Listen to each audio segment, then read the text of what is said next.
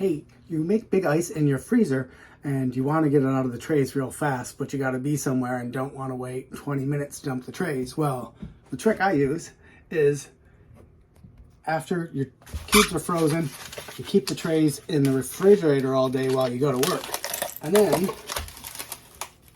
they just pull right out.